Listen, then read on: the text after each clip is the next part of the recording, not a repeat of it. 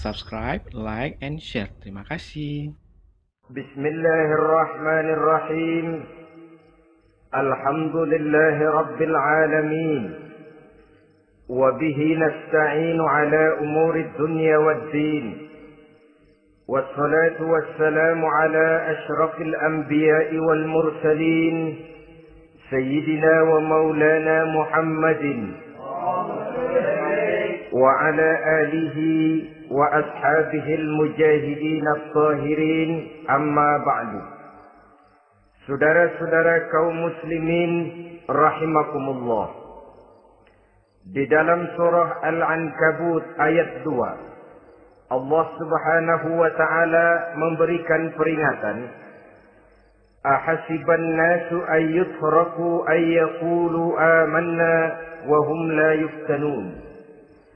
Adakah manusia menyangka bahwa mereka akan dibiarkan saja mengucapkan amanna, dibiarkan saja mengatakan kami beriman kepada Allah, wa hum la yuftanun, padahal mereka belum diuji lebih dahulu.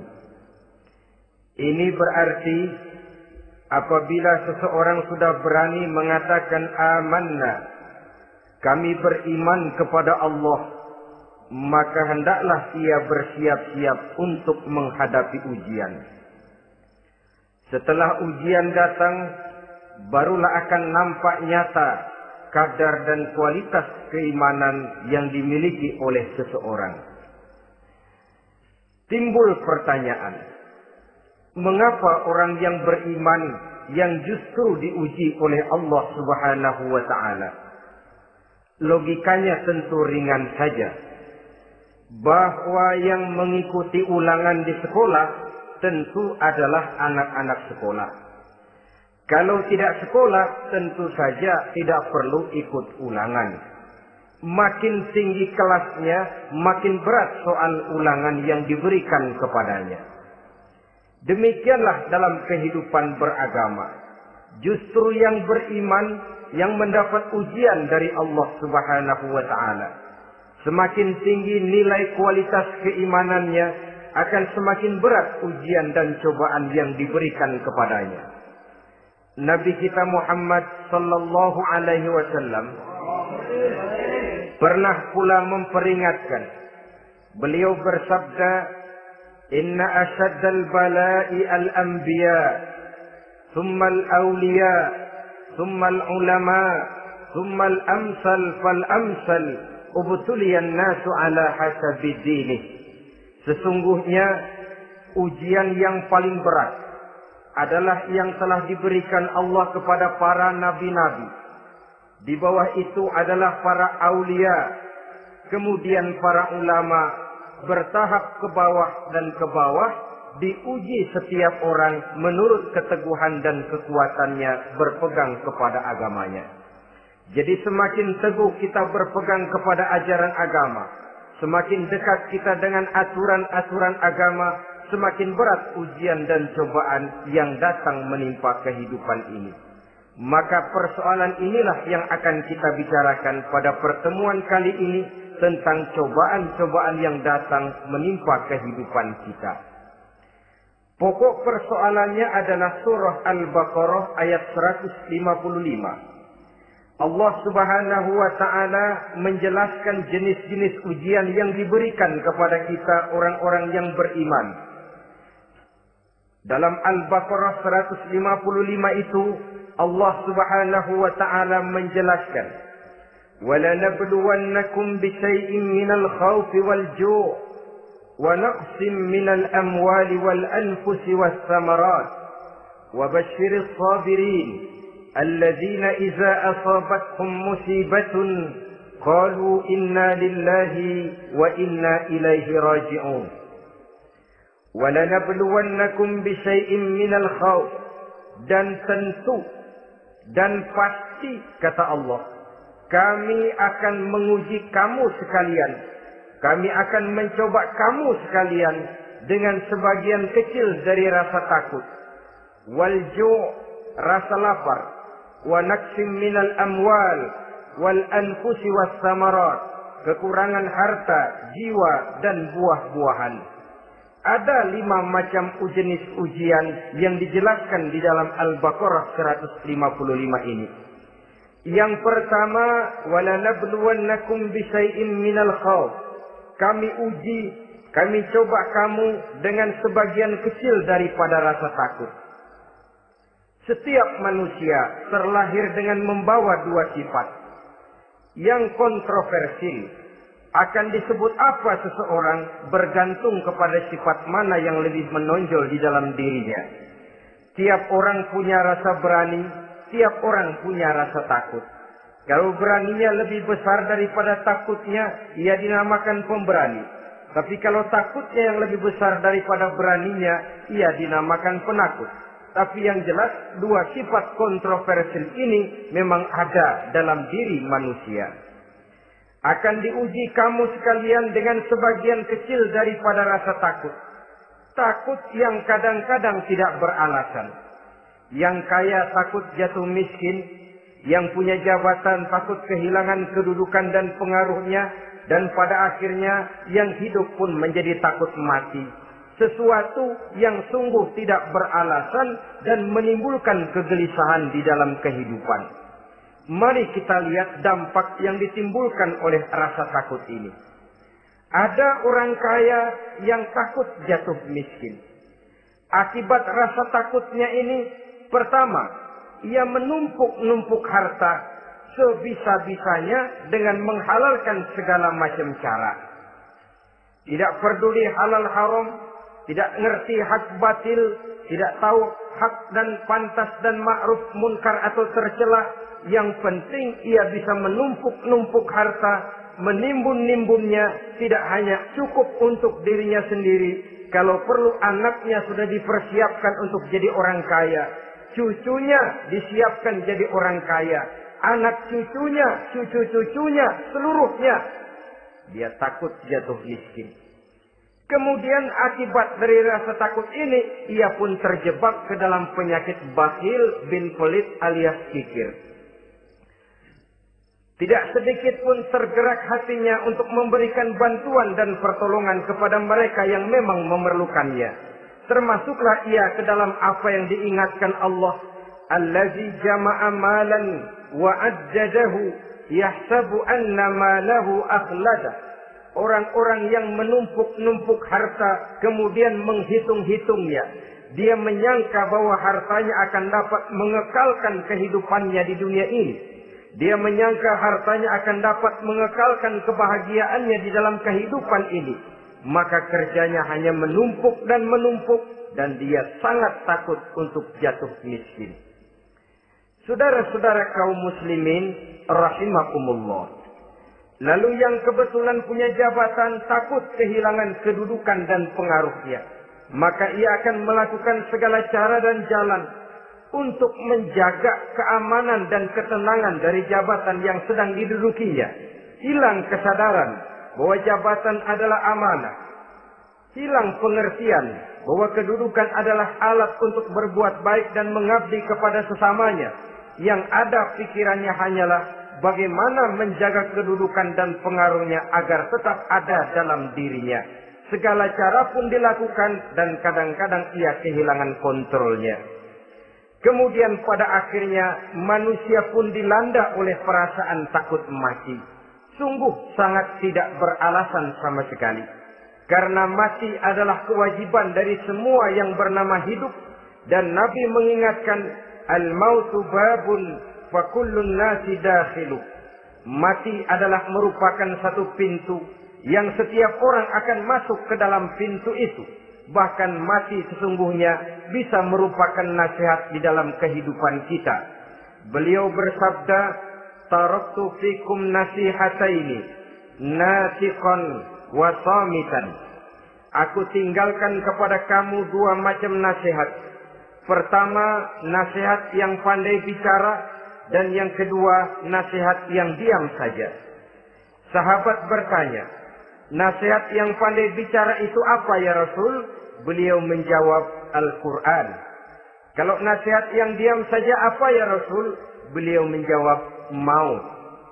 Saudara-saudara kaum muslimin rahimakumullah, yang kaya takut miskin, yang punya jabatan takut kehilangan kedudukan dan pengaruhnya, dan pada akhirnya yang hidup pun menjadi takut mati.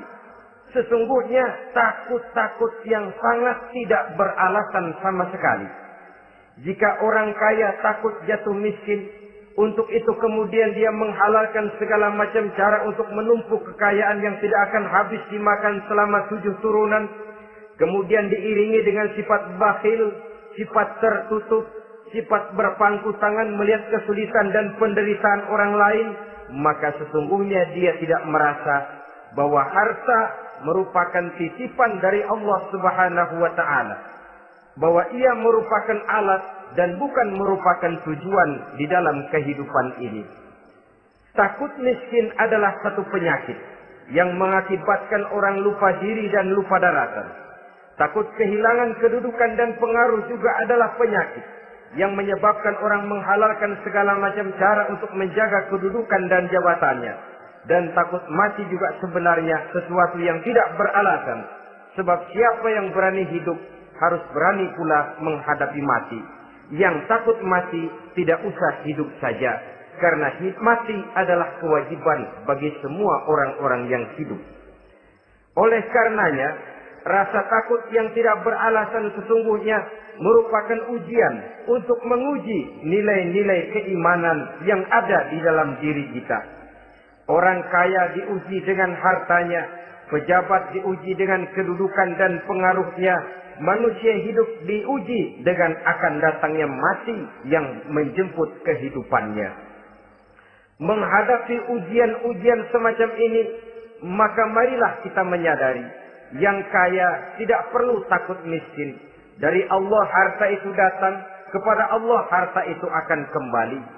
Yang punya kedudukan dan pengaruh tidak usah takut kehilangan kedudukan dan pengaruhnya, karena jabatan sesungguhnya merupakan amanah dari Allah Subhanahu wa ta'ala yang harus digunakan dan dianggap sebagai kesempatan untuk berbuat kebajikan sebanyak-banyaknya. Saudara-saudara kaum muslimin rahimakumullah, ini bagian pertama dari ujian-ujian yang ada dalam Al-Baqarah 155. وَلَنَبْلُوَنَّكُمْ بِشَيْءٍ مِّنَ الْخَوْفِ, kami akan uji, kami akan coba kamu dengan sebagian kecil daripada rasa takut. Takut yang kadang-kadang saya katakan sekali lagi sangat tidak beralasan. Akibatnya bisa menimbulkan gejala-gejala yang aneh di dalam kehidupan kita. Saudara-saudara, yang kedua, walju, akan kami uji kamu dengan rasa lapar. Kelaparan belum tentu identik dengan kemiskinan. Bahkan di dalam surah An-Nahl ayat 112, Allah Subhanahu wa ta'ala memberikan contoh yang sangat nyata dan jelas. وَضَرَبَ اللَّهُ مَثَلًا قَرْيَةً كَانَتْ آمِنَةً مُطْمَئِنَّةً يَأْتِيهَا رِزْقُهَا رَغَدًا مِنْ كُلِّ مَكَانٍ فكفرت بأنعم الله فأذاقها الله لباس الجوع والخوف بما كانوا يصنعون. Allah memberikan contoh bagaimana keadaan satu negeri yang makmur, aman, tenang, tentram. Rezekinya datang dari segala arah. Fakafarat bi'an'umillah, tapi sayang sekali penduduknya kufur dengan nikmat yang diberikan Allah Subhanahu wa ta'ala kepada mereka. Akibatnya, fa'azaqahallahu libasal ju'i wal khauf. Allah timpakan kepada mereka kelaparan dan ketakutan bima kanu yasnaun, sebagai akibat dari apa yang telah mereka lakukan. Marilah kita melihat contoh dalam Al-Quran ini untuk mengadakan introspeksi di dalam diri dan kehidupan kita masing-masing. Adalah satu keberuntungan bahwa kita sebagai manusia dijadikan Allah sebagai khalifahnya di permukaan bumi ini, yang ditugaskan untuk membudidayakan alam, mengelola dan mengambil manfaatnya bagi sebesar-besar manfaat di dalam kehidupan kita. Dijadikannya bumi untuk tempat tinggal kita sebagai hamparan di mana segala fasilitas dan kebutuhan hidup kita tersedia. Tinggal lagi kita pandai-pandai mengelolanya. Apalagi buat kita Muslim yang tinggal di persada Nusantara tercinta Indonesia ini. Satu negara yang orang katakan untayan jamrut katulistiwa, yang hijau ranau subur makmur, melahirkan slogan dengan kata gemah rifah loh jenawi toto tentrem kerto raharjo. Negara yang demikian subur, negara yang demikian indah, negara yang demikian hijau ranau ini, apabila kita terkena fakafarat bi an'umillah, kufur kepada nikmat yang diberikan oleh Allah kepada kita, dia tidak akan mendatangkan ketenangan, dia tidak akan mendatangkan kesejahteraan, bahkan akan sangat boleh jadi akan menimbulkan kekacauan, ketidaktenangan, dan kelaparan di tengah negara yang subur makmur. Inilah yang sangat menyedihkan.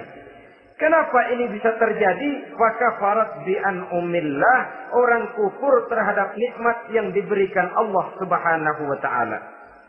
Diberikan negara yang subur, makmur, indah, hijau ranau, tapi dikelola dengan cara yang brutal dan membabi buta. Menguras sumber daya alam melampaui sebagaimana yang seharusnya, sehingga memperkosa keadaan alam itu sendiri. Hutan dan belukar yang ditebangi secara liar dan sembarangan akan melahirkan gurun-gurun pasir yang gersang dan tandus. Sehingga dengan demikian maka akan mengakibatkan malapetaka bagi kehidupan manusia itu sendiri. Begitu juga percobaan-percobaan ilmu pengetahuan yang mengundang dan mengandung reaktor-reaktor nuklir akan memberikan luka kepada alam itu sendiri, yang mengakibatkan akan kembali kerugian kepada makhluk bernama manusia.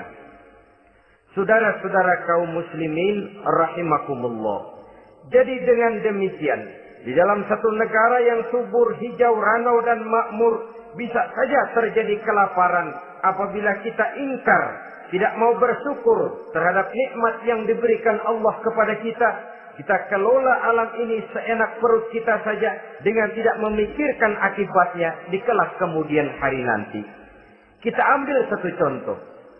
Orang-orang tua kita dulu pada umur 60 tahun, 70 tahun, kalau dia menanam kelapa, orang lalu bertanya, kakek nanam kelapa untuk siapa nanti? Apa jawabannya? Untuk anak cucu saya. Umur 60 tahun atau umur 70 tahun, ia masih menanam pohon kelapa. Untuk apa katanya? Untuk anak cucu saya di belakang kemudian hari nanti. Orang yang bisa menanamkan sesuatu untuk generasi yang akan datang, itulah orang tua yang bijaksana.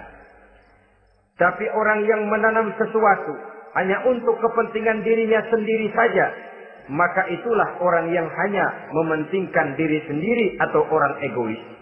Tapi lebih celaka lagi, orang yang mau melakukan sesuatu yang akan meninggalkan akibat bagi generasi yang akan datang, akibat yang tidak baik, itulah orang yang aniaya, orang yang zalim di dalam kehidupan kita. Bumi, tempat di mana kita manusia tinggal, bukan satu wujud yang tanpa batas. Pernahkah kita membayangkan cuma satu bumi untuk dihuni oleh 5 miliar lebih dari makhluk bernama manusia, yang kadang-kadang pertumbuhan sarana untuk menunjang kehidupan tidak sepesat pertumbuhan jumlah makhluk bernama manusia itu sendiri. Oleh karena itu kita dituntut untuk pandai-pandai mengelola, membudidayakan alam ini dengan tetap menjaga keseimbangannya, sehingga bahaya kelaparan yang merupakan ujian di dalam kehidupan, insya Allah tidak akan kita temukan di dalam kehidupan kita. Saudara-saudara kaum muslimin rahimakumullah. Ini kelaparan dalam artian sebagai satu bangsa. Bisa juga kelaparan dalam artian dalam kehidupan pribadi daripada manusia. Hidup ini kata orang berjalan bagaikan roda pedati. Sekali tempo naik kita ke atas, lain saat turun kita ke bawah. Ada saatnya kita jaya, ada saatnya kita pun mengalami kemunduran. Oleh karena itu, pasang surut kehidupan ini membuat orang seharusnya sadar bahwa pasang surut itu tidak harus menyebabkan pasang surutnya dia di dalam melaksanakan ibadahnya kepada Allah Subhanahu wa Ta'ala. Kelaparan boleh jadi memang merupakan ujian untuk menguji nilai-nilai keimanan seseorang. Apabila dalam kondisi lapar imannya mantap, imannya teguh, imannya kuat, maka dalam kondisi di mana perutnya tidak lapar, tentu iman itu akan lebih bertambah mantap lagi. Kalau orang perutnya kenyang, kalau orang perutnya berisi penuh, lalu imannya stabil, kemudian pada saat kelaparan imannya pun mengalami penurunan, maka di situ nyata, di saat dia diuji dengan kelaparan, kualitas imannya ikut menyurut, mundur ke belakang, dan mengalami proses degradasi, proses peluncuran dan penurunan. Oleh karenanya, marilah kita menyadari Allah Subhanahu wa Ta'ala senantiasa memberikan yang terbaik kepada kita bersama. Kelaparan, apabila kita terima dengan sikap lapang dada, tidak akan menyebabkan kita menjadi berbuat nekat. Tetapi kita tetap dalam kontrol, tetap dalam keadaan yang stabil, tidak keluar dengan melakukan perbuatan-perbuatan yang negatif. Bagaimanapun kita ingin membela dan mempertahankan kelangsungan hidup, betapa dan bagaimanapun kita ingin menjaga kelangsungan perut, namun kita tetap tidak keluar dari norma-norma dan kaedah-kaedah yang telah ditentukan di dalam kehidupan beragama. Inilah cobaan yang kedua yang ada dijelaskan dalam Al-Baqarah ayat 155 tadi berupa kelaparan. Yang ketiga, wa naqsim minal amwal, kekurangan harta alias kemiskinan. Kemiskinan, saudara-saudara, merupakan ujian dari Allah Subhanahu wa Ta'ala untuk menguji sejauh mana kekuatan iman yang kita miliki di dalam kehidupan. Tetapi sesungguhnya bukan hanya kemiskinan, kekayaan pun pada hakikatnya juga merupakan ujian. Namun umumnya manusia akan lebih merasa diuji jikalau dia miskin daripada diuji jikalau dia menjadi orang yang kaya. Pada sisi lain kenyataan mengatakan banyak orang lulus ketika diuji dengan kemiskinan, tetapi gagal berantakan setelah diuji dengan kekayaan. Kemiskinan pun apabila kita lihat dari segi kehidupan bermacam bentuknya. Ada kemiskinan di bidang ilmu pengetahuan. Karena kemiskinan dan kebodohan memang merupakan dua saudara yang seakan-akan sekandung. Yang satu bisa menimbulkan yang lain, tapi paling celaka kalau keduanya sudah berjalan beriringan. Maksud saya, kemiskinan bisa menimbulkan kebodohan, kebodohan bisa menimbulkan kemiskinan, tapi yang paling celaka sudahlah miskin, bodoh pula. Miskin ilmu. Yang kedua, miskin akhlak. Ini lebih parah lagi daripada miskin ilmu. Kalau miskin ilmu orang sekedar goblok bin bodoh alias tolol, maka miskin akhlak ini menyebabkan orang kurang ajar, tidak punya budi pekerti. Sehingga dengan demikian miskin akhlak sesungguhnya lebih bahaya daripada miskin ilmu. Adapun miskin yang kita kenal pada umumnya dan juga yang dimaksud dalam ayat ini adalah miskin harta. Imam Ali karramallahu wajhah pernah memberikan peringatan. Kadal faqru ayyakuna kufran. Boleh jadi kemiskinan mendekatkan orang kepada kekufuran. Dengan kata lain, biasanya kemiskinan bisa membuat orang nekat. Kalau sudah nekat, maka bukan cuma harga diri yang terjual, bukan cuma keluarga yang terjual, bukan cuma nilai-nilai materi yang dimilikinya yang terjual, bahkan iman dan keyakinannya, akidah dan pandangan hidupnya pun tidak akan segan-segan digadaikannya, dijualnya untuk mengatasi kelaparan dan kemiskinan itu tadi. Padahal selalu diingatkan, pandangan dan keyakinan, iman sesungguhnya merupakan insan paling mahal, sesungguhnya merupakan mutiara paling berharga di dalam kehidupan kita. Maka kemiskinan memang merupakan ujian. Banyak orang yang kebal berhadapan dengan segala macam cobaan, tapi pada saat diuji dengan kemiskinan, ia tidak tahan diri, ia tidak sanggup menjaga dan mempertahankan akidahnya, maka akidah yang cuma satu-satunya pun ikut terjual juga adanya. Saudara-saudara kaum muslimin rahimakumullah, mari kita menelusuri bahwa sesungguhnya Nabi menyatakan, ajaban li amril muslim, inna amrahu kullahu lahu khair. Aneh kata Nabi, aku heran kata Nabi, urusan orang Islam ini sesungguhnya semuanya baik. Baik bagaimana? Kalau dia kaya, dia bersyukur, dan itu baik. Kalau dia miskin, dia bersabar, itu juga baik. Jadi kaya bagi orang Islam baik, miskin bagi orang Islam juga baik. Kalau dia kaya, dia kan bisa berkata, alhamdulillah saya kaya, mudah-mudahan harta ini bisa menunjang ibadah saya kepada Allah Subhanahu wa taala. Baik. Kalau dia miskin, dia juga berkata, alhamdulillah saya miskin, mudah-mudahan di akhirat nanti pemeriksaannya tidak lama-lama seperti orang kaya. Ya kalau melarat yang mau diperiksa apaan? Memang nggak punya apa-apa. Yang kaya boleh jadi pemeriksaannya rada seret, banyak sikutannya. Saudara-saudara kaum muslimin, dua persoalan ini baik kalau kita tidak salah terima. Mana yang lebih baik? Tentu yang lebih baik menjadi orang kaya yang bersyukur. Dan itu memang wajar.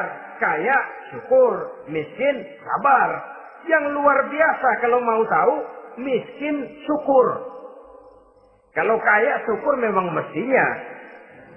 Miskin, sabar. Ya mestinya lah. Miskin kagak sabar mau kemana? Tapi yang luar biasa sesungguhnya, miskin, syukur. Syukur bagaimana? Ya seperti saya katakan tadi. Alhamdulillah, mudah-mudahan di akhirat nanti pemeriksaannya tidak lama seperti orang yang kaya. Sehingga kata Nabi, setiap persoalan yang dihadapi umat Islam baik bagi dia. Miskin, baik. Kaya, baik. Asal orang tidak salah terima. Tapi sebaliknya, kalau salah terima, kaya, lupa diri. Miskin, lupa daratan. Pada posisi di mana dia sebenarnya tidak bisa menerima kenyataan dengan baik. Akhirnya kehilangan kontrol. Saudara-saudara kaum muslimin rahimakumullah.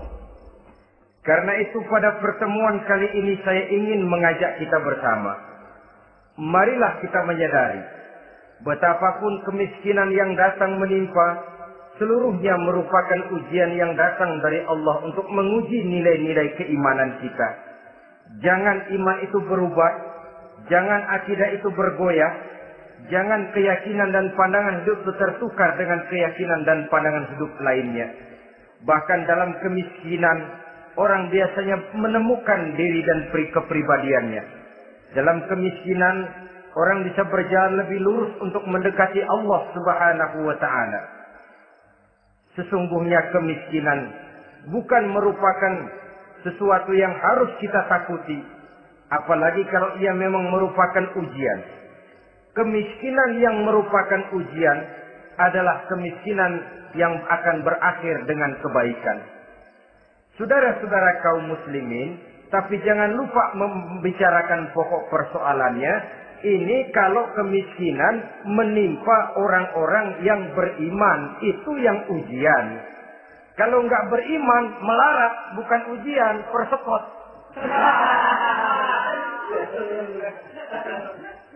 Nah, orang lalu bertanya, Pak, kalau orang kafir kaya bagaimana? Nah, begini saudara-saudara. Dalam agama itu ada yang disebut nikmat, ada yang disebut istidraj. Kalau nikmat itu hanya diberikan kepada hamba-hamba yang beriman. Kalau istidraj itu diberikan kepada siapa saja yang mau berusaha. Tidak soal dia beriman atau tidak. Tidak soal dia mau bersujud atau tidak. Asal dia berusaha, dia dapat. Itu yang dinamakan istidraj. Seperti orang mancing ikan, mesti diberikan umpan. Setelah umpan itu dimakan, tidak langsung ditarik, tapi diulur dulu. Sampai kira-kira mata kail itu nyangkut di leher si ikan, baru diangkat ikan itu ke atas. Dan sampai di atas, kita bisa maklum nasib ikan tadi. Bisa digetok, bisa dibacok, bisa digoreng, bisa dipepes. Tapi yang jelas, nasibnya merana. Maka kalau ada orang makin jauh dari agama, makin kaya, makin tidak mau sholat, makin berlimpah hartanya. Saudara tidak usah heran, cukup dalam hati saja, ikan lo. Jangan keras-keras, marah dia.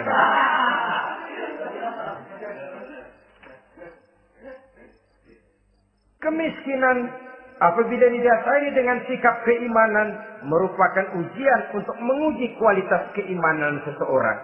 Bahkan satu hadis menyatakan apabila Allah mencintai seorang hamba, maka diujinya hamba itu karena Allah ingin mendengar liyasma'a tadarru'ahu, ingin mendengar ratapan orang tadi. Sama juga kita, kadang-kadang karena cinta benar kepada anak kita yang mungil, suatu saat kita ingin mendengar dia nangis, kita cubit dia. Bukan karena gemes, bukan karena benci, ingin mendengar nangisnya kok indah begitu. Saudara-saudara kaum muslimin rahimakumullah. Jadi jangan sampai ada pertanyaan, saya kan sembahyang rajin banget, kenapa miskin ya? Apabila sekali lagi didasari dengan sikap keimanan, maka kemiskinan merupakan ujian. Dan tentu anak sekolah itu kalau lagi ujian berat, capek, sakit hati, peras keringat, banting tulang, kepanasan, kehujanan, kenikmatan baru akan dia rasakan pada saat terima rapot pengumuman kenaikan kelas. Di situ kenikmatannya terasa. Demikian menghadapi ujian, kita cuma mengeluh. Kenapa ada rasa takut? Kenapa kelaparan? Kenapa kemiskinan? Di balik semua itu, apabila kita sudah merasakan naik kelas, akan terasalah kenikmatannya. Itu ujian yang ketiga. Yang keempat yang diceritakan dalam Al-Baqarah 155, wal anfus ay wa naqsim minal anfus, kekurangan jiwa atau kematian. Saudara-saudara, yang hidup takut mati. Padahal semua makhluk hidup harus berani mati. Bagaimanapun takutnya kita kepada mati, bisakah kita menghindarkan diri dari dia? Bagaimanapun kita tidak ingin bertemu malaikat maut, kemana kita akan lari bila dia datang mengetuk pintu? Bagaimanapun kita ingin menghindar dari pertemuan dengannya, kemana kita akan lari apabila dia sudah datang hendak menjemput nyawa? Karena itu memang ada satu prinsip yang dijelaskan oleh para ulama kita, iskariman au mut syahidan. Mati dan hidup dua hal yang tidak terpisahkan. Oleh karenanya, kalau memang hidup, hiduplah secara mulia. Kalau mati, matilah secara syahid. Hidup mulia atau mati syahid. Jangan terbalik. Hidup sia-sia, mati konyol. Nilai yang tidak ada artinya. Alangkah nikmatnya hidup yang berisi kemuliaan, dan alangkah indahnya mati dalam nilai syahid. Saya ingin menyegarkan ingatan saudara-saudara kepada sikap Nabi Allah Ismail alaihi salam ketika menghadapi keputusan dari Allah Subhanahu wa taala memerintahkan Nabi Ibrahim alaihi salam untuk menyembelih leher anaknya Ismail, yang ini berarti adalah kematian. ketika datang perintah untuk menyembelih leher Nabi Ismail, Nabi Ibrahim berkata kepada putranya, "Ya bunayya inni ara fil manami anni azbahuka fanzur maza tara." Ananda Ismail, ayah mimpi diperintah oleh Allah untuk menyembelih lehermu. Menurut pendapatmu bagaimana mimpi ini, nak? Laksanakan atau tidak usah? Saya tidak sanggup membayangkan. Anak cuma satu-satunya. Sudah lama diharapkan. Si buah hati belahan jantung pelanjut cerita penerus sejarah. Ketika anak ini sedang lucu-lucunya, turun perintah untuk menyembelihnya. Ya, kalau anak kita banyak, turun perintah potong leher anakmu, mungkin kita bisa pilih yang mana yang rada bandelan nih.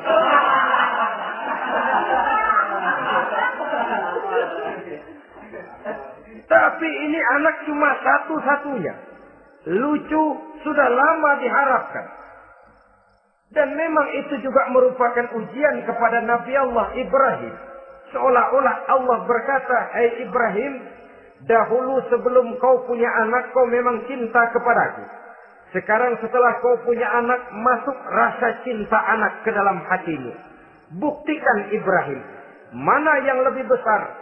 Cintamu kepadaku, kata Allah, atau cintamu kepada anakmu? Sembelih leher anakmu." Ternyata kemudian sejarah menyatakan, Nabi Ibrahim cinta kepada Allah, beliau pun cinta kepada putranya. Tapi cintanya kepada Allah lebih besar daripada cintanya kepada putranya. Sehingga ketika turun perintah penyembelihan, itu pun dilaksanakannya, tapi tetap musyawarah dulu. Yakin itu memang perintah Allah, beliau toh mengajak dialog putranya. Ini yang penting dalam kehidupan kita. Dialog. Nah, bapak mimpi diperintah Allah untuk menyembelih lehermu. Menurut pendapatmu bagaimana, nak? Laksanakan atau tidak? Yakin itu perintah Allah, tapi asas musyawarahnya tidak beliau tinggalkan. Walaupun yakin orang tua berbuat untuk kebaikan anak, alangkah baiknya anak diajak bicara. Sehingga dengan hasil pembicaraan ini nanti kita akan mengerti gejala perkembangan dan kemauan dari jiwa si anak tadi. Saudara-saudara kaum muslimin, apa jawaban Nabi Allah Ismail yang ketika itu masih remaja? Beliau menjawab, "Ya abatif al-ma tu'mar, satajiduni insyaallahu minas sabirin." Bapak, jikalau memang ini memang perintah Allah, laksanakan saja Bapak. Tidak usah ragu. Mudah-mudahan nanti Bapak akan menemukan saya termasuk ke dalam golongan orang-orang yang sabar. Ini pantulan doa Nabi Ibrahim dahulu ya, ketika meminta seorang keturunan yang merupakan anak yang soleh. Jawaban dari anak yang soleh. Kalau memang ini perintah Allah Bapak, laksanakan saja. Saya insya Allah termasuk ke dalam golongan orang-orang yang sabar. Kalau Allah memerintahkan Bapak untuk menyembelih leher saya, silahkan Pak. Saya ikhlas, saya ridho, saya rela untuk memenuhi perintah Allah Subhanahu wa Ta'ala. Ini jawaban anak soleh. Sebab itu sering saya katakan, kalau kita cuma punya anak pintar tidak soleh, mungkin jawabannya nggak begini. "Nak, Bapak diperintah motong leher kamu, nak. Bagaimana pendapatmu?" Mungkin dia jawab, "Bapak aja yang tuaan, Pak."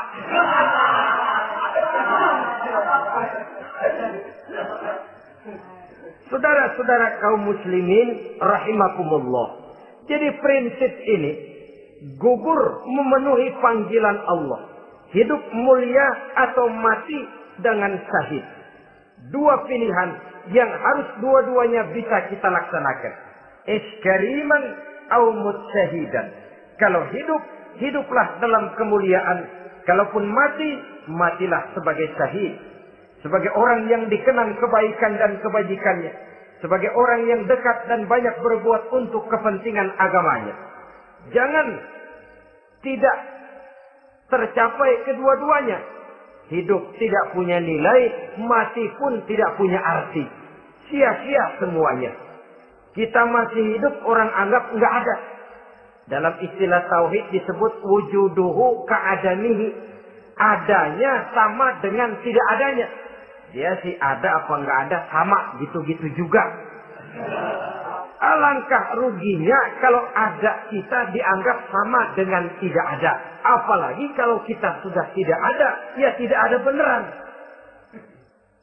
Iskariman au mutsyahidan. Hiduplah mulia atau matilah sebagai syahid. Saudara-saudara kaum muslimin rahimakumullah. Mati sesungguhnya juga merupakan ujian. Untuk menguji sejauh mana persiapan yang sudah kita lakukan di dalam kehidupan ini untuk menyambut.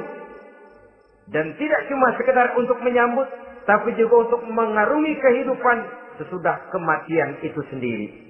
Sebab kematian bukan akhir dari segalanya. Kematian cuma satu pintu di mana kita akan masuk dan akan berjalan kembali menelusuri fase-fase kehidupan yang telah ditentukan oleh Allah Subhanahu wa taala.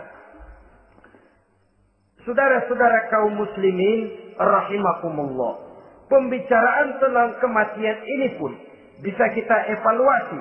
Ada yang takut mati usahanya, ada yang takut mati karirnya, ada yang takut mati rezekinya, ada yang takut mati batinnya, ada yang takut mati jasmaninya, dan lain sebagainya.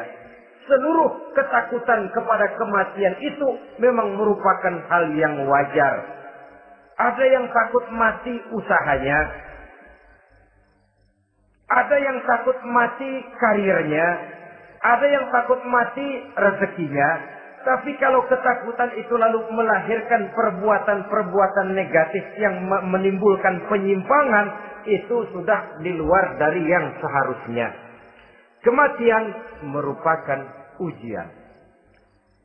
Menghadapi segala macam ujian termasuk kematian ini akan kita bicarakan pada bagian penutup nanti. Yang kelima, saudara-saudara, ujian yang dijelaskan dalam Al-Baqarah 155 tadi, wa naqsim minas samarat, kekurangan buah-buahan. Kekurangan buah-buahan bisa berarti paceklik. Ini juga bisa diakibatkan oleh apa yang dijelaskan dalam An-Nahl 112 tadi. Orang kufur kepada nikmat yang diberikan Allah Subhanahu wa taala. Orang jauh dari petunjuk-petunjuk agama. Merasa segala persoalan bisa dipecahkan dengan kemampuan otaknya. Hilang rasa ketergantungannya kepada Allah Subhanahu wa ta'ala. Maka usahanya bisa berakhir dengan yang tidak diharapkan. Sudah bikin target. Tahun ini kita bakal panen raya besar. Tahu-tahu tikus ngamuk. Habis padi digarap oleh tikus, panen bisa gagal. Bahkan beberapa tahun yang lalu, kita masih ingat bagaimana ulat-ulat menyerbu pohon-pohon jambu. Ribuan batang pohon jambu. Ribuan pohon-pohon jambu itu mati. Lalu jambu-jambu itu tidak bisa lagi dimanfaatkan dalam kehidupan. Tikus yang menyerbu sawah. Ulat yang menyerbu pohon-pohon jambu, angin topan, puting beliung, gempa bumi, itu sudah proses-proses di luar kemampuan manusia untuk mendeteksinya. Disinilah manusia harus sadar bahwa setelah ia berusaha dan berusaha sesuai dengan keterikatannya kepada hukum alam, kepada sunnatullah, maka ia harus punya sandaran vertikal kepada Allah Subhanahu wa ta'ala. Agar bila usahanya berhasil, dia tidak lupa diri dan lupa daratan. Dan apabila usahanya kemudian ternyata gagal, dia tidak menjadi putus asa, buruk sangka, sempit hati, sufik pandangan. Cobaan datang dari Allah Subhanahu wa ta'ala berupa kekurangan buah alias paceklik. Saudara-saudara, menghadapi cobaan dan ujian yang saya katakan tadi, 5 macam ini, apa konsepnya, apa jalan keluarnya? Ayat selanjutnya dalam kalimat tadi menjelaskan, wa basyiris sabirin. Menghadapi ujian-ujian dalam hidup, baik rasa takut, kelaparan, kemiskinan, kematian, kekurangan harta, kekurangan buah-buahan, wa basyiris sabirin. Gembirakan orang-orang yang sabar. Menghadapi segala macam ujian tadi, gembirakan orang-orang yang sabar. Siapa orang yang sabar itu? Alladzina iza asabathum musibatun qalu inna lillahi wa inna ilaihi raji'un. Yaitu orang-orang yang apabila menghadapi ujian, ditimpa musibah, mereka berkata, sesungguhnya kami berasal dari Allah dan sesungguhnya kepada Allah pula kami akan kembali. Bukan cuma sekedar ucapannya, tapi penghayatannya kepada filsafat yang terkandung di dalam kalimat itu tadi. Maka jadilah dia semacam lipstick, jadilah dia semacam dekorasi. Apabila kita berjanji dan dalam hati kita sudah ada kemungkinan besar kita tidak akan datang, kita tetap menggunakan kata-kata insya Allah. Padahal yang jelas tidak akan mau datang adalah kita. Kita sandarkan dan kita kembalikan itu kepada Allah. Sesungguhnya kami berasal dari Allah. Sesungguhnya kepada Allah juga kami akan kembali. Bukan cuma sekedar ucapannya, tapi juga penghayatan kepada filsafat yang terkandung di dalamnya. Kalau suatu saat kita harus kehilangan harta yang kita miliki, kenapa tidak berpikir inna lillahi wa inna ilaihi raji'un? Bahwa dulu pun ketika lahir ke dunia ini, tidak ada harta yang saya bawa. Kalau sekarang harta itu hilang, inna lillahi wa inna ilaihi raji'un. Itu yang saya maksud. Kalau sekarang, kalau suatu saat kita harus melepaskan pangkat jabatan yang kita sayangi, kenapa kita tidak kembali kepada inna lillahi? Dulu pun ketika waktu lahir ke dunia ini, tidak ada pangkat dan jabatan yang saya bawa. Kalau sekarang harus pensiun, inna lillahi wa inna ilaihi raji'un. Ini kadang-kadang enggak. Dengar mau mutasi, mau pensiun, mulutnya innalillahi, tapi gerbek-gerbek dukun diusut.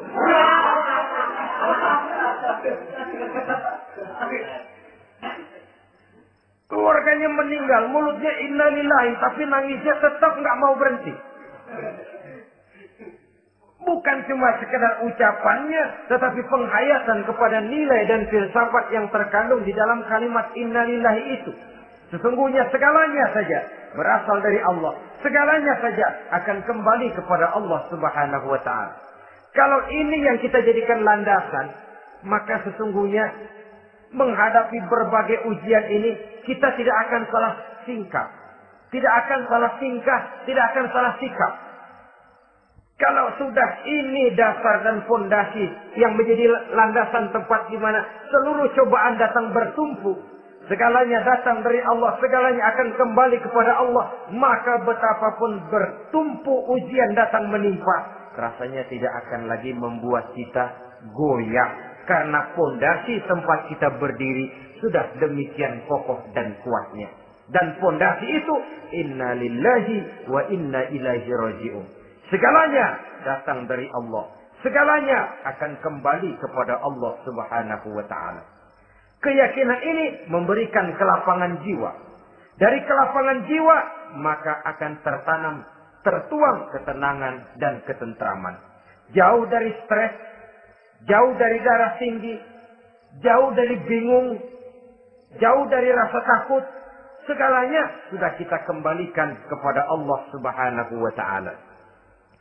Saudara-saudara kaum muslimin rahimakumullah. Oleh karenanya, ini jalan keluar dan inilah orang yang sabar. Yaitu orang yang mengembalikan segala persoalan bahwa segalanya datang dari Allah, segalanya akan kembali kepada Allah. Bukan sabar dalam pengertian kita sehari-hari. Sabar, maaf ya, dalam pengertian kita sehari-hari biasanya orang yang sabar yang gak banyak tingkah. Diam. Gak salah apa-apa, kepala dikelepak. Diam aja. Ente gak salah apa-apa dikelepak, diem ya. Gue lagi sabar. Gue lagi sabar, diem-diem loh. Rasanya ini sih, kalau sabar macam ini yang kita punya, boleh jadi kita akan tertindas terus.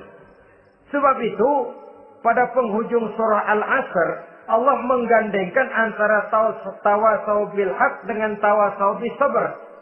Kebenaran dan kesabaran, dua hal yang memang tidak boleh terpisahkan satu dengan yang lain. Kalau kita benar, kita harus sabar. Kalau kita mau sabar, harus karena benar. Apabila kebenaran satu prinsip, maka kesabaran adalah satu strategi. Prinsip yang tanpa strategi bisa membuat kita tidak akan mencapai tujuan yang kita harapkan. Artinya, kebenaran tanpa kesabaran membuat kita mudah dipatahkan orang, tapi kesabaran tanpa kebenaran akan membuat kita diinjak terus oleh orang lain. Karena itu, kalau yakin kita benar, harus sabar. Kalau mau bersabar, harus karena benar. Dalam hal ini, sifat sabar yang dicontohkan oleh Rasulullah Sallallahu Alaihi Wasallam sungguh memang merupakan jadi panutan. Sepanjang persoalannya adalah persoalan pribadi. Sepanjang pribadi beliau yang dihina. Sepanjang pribadi beliau yang dicaci maki. Beliau biasanya bisa mengendalikan diri. Tapi kalau sudah agama masalahnya, maka beliau pun tidak segan-segan mencabut pedang maju ke medan perang. Bukan untuk memaksakan agama dan keyakinan. Karena agama dan keyakinan memang tidak bisa dipaksakan. Tapi untuk menjaga, membela dan mempertahankan agama dari hinaan, cemoohan dan caci maki orang lain. Yang kita lakukan sebaliknya. Kalau pribadi kita yang dihina, marahnya 17 langit. Tapi kalau sudah agama dicaci maki orang, agama dihina orang, agama diremehkan orang, biarin dah, masih banyak ustaz. Cuma masalah ustadzkah agama itu? Cuma urusan kiaikah agama itu? Tidak. Agama itu urusan setiap pribadi muslim. Ya, dia jadi pengusaha. Ya, dia jadi pejabat. Ya, dia jadi seniman. Ya, dia jadi teknokrat. Ya, dia jadi ekonom. Ya, dia jadi pakar di berbagai bidang. Agama adalah masalah setiap kita. Kalau pribadi Nabi yang dicaci, pribadi yang dihina dan dicemoohkan orang, beliau mengendalikan diri. Tapi kalau sudah agama taruhannya, beliau tidak segan-segan cabut pedang maju ke medan perang. Sabar tapi pada tempatnya. Sabar tidak dalam artian diam, delohom, ayem-ayem, gelenggem, menunggu embun yang turun dari langit. Emang lagi lapar, sabar aja. Nggak usah makan, nanti juga waktunya Tuhan kasih kenyang-kenyang. Kalau sabar macam ini yang kita pakai, lapar terus dah. Emang giliran sakit, sabar aja. Nggak usah berobat, nanti juga waktunya baik, sembuh.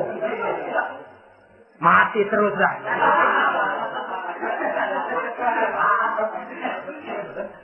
Ya, perkara ada orang sakit tidak berobat sembuh, itu hak Allah. Tapi tidak boleh kita jadikan sandaran, apalagi kalau makom kita dengan Allah masih sedemikian jauhnya.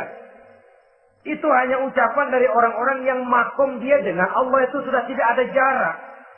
Permohonannya dipenuhi, kehendaknya dituruti, sebab dia dengan Allah sudah sedemikian dekatnya. Kalau kita masalahnya, yang antara kita dengan Allah ini dilapisi oleh dosa dan kesalahan yang kita kerjakan sendiri, rasanya kita masih harus banyak berbuat sesuai dengan keterikatan kita kepada sunnatullah itu. Orang yang sabar adalah orang yang sadar kepada hakikat dan filsafat yang terkandung di dalam kalimat inna lillah wa inna ilaihi raji'un. Segalanya datang dari Allah, segalanya pun akan kembali kepada Allah. Harta yang hilang tidak membuat kita gundah. Pangkat yang harus kita tanggalkan tidak membuat kita kecil hati dan tidak akan meninggalkan medan pengabdian. Kenapa? Kita cuma menganggap itu satu titipan. Lain kalau kita anggap itu punya kita. jabatan punya kita. Nah, itu yang kita suka wangkeng. Saudara-saudara kaum muslimin, kesimpulannya, banyak cobaan-cobaan dalam hidup. Yang dibicarakan dalam Al-Baqarah 155 ini, sebagian kecil dari rasa takut, kelaparan, kemiskinan, kematian, dan kekurangan buah-buahan. Menghadapi segala macam ujian tadi, kembalilah kita kepada dasar inna lillahi wa inna ilaihi raji'un. Segalanya datang dari Allah, segalanya pun akan kembali kepada Allah. Semoga dengan sikap ini kita akan lapang dada menghadapi ujian dan akan semakin tangguh iman dan akidah kita menghadapi cobaan yang datang menimpa. Inilah pertemuan pada kali ini. Semoga ada manfaatnya. Terima kasih atas segala perhatian. Mohon maaf atas segala kekurangan. Usikum wa nafsi bitaqwallah. Wassalamualaikum warahmatullahi wabarakatuh. Waalaikumsalam.